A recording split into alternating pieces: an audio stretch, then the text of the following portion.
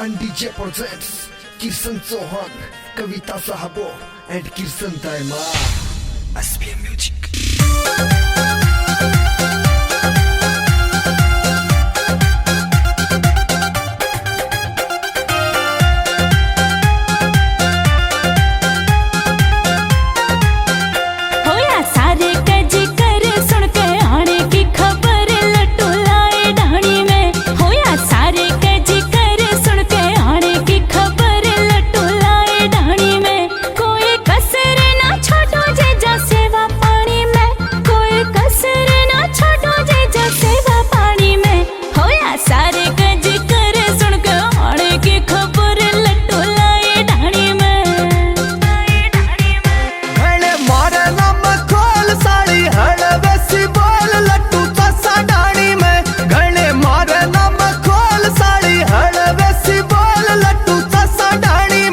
बस होले सी बता जा के सेवा पानी में, बस होले सी बता जा के सेवा पानी में। गणे मारे नम खोल साड़ी हड़वे सी बोल लट्टू चसा डाणी में।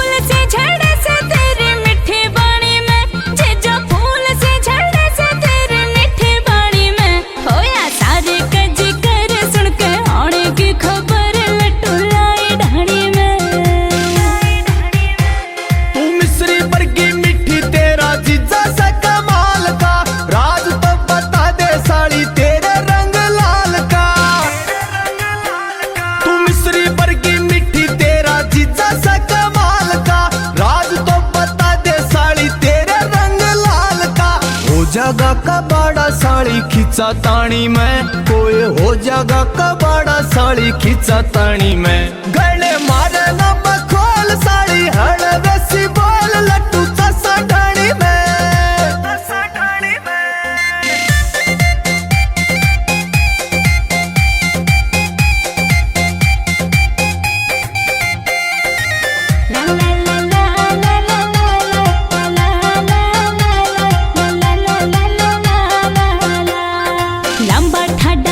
गाबरू रंग गोरा गोरा हो, मेरी खातिर बिटो देना तेरे जैसा छोरा हो। लंबा ठाडा छैल गाबरू रंग गोरा गोरा हो, मेरी खातिर बिटो देना तेरे जैसा छोरा हो।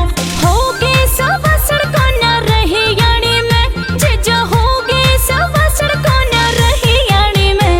होया सारे कजी करे सुन के आने की खबर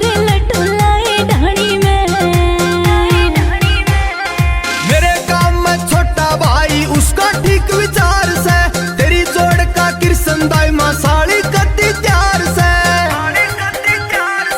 मेरे गांव में छोटा भाई उसका ठीक विचार से, तेरी जोड़ का किरसन दाइमा साड़ी कती प्यार से।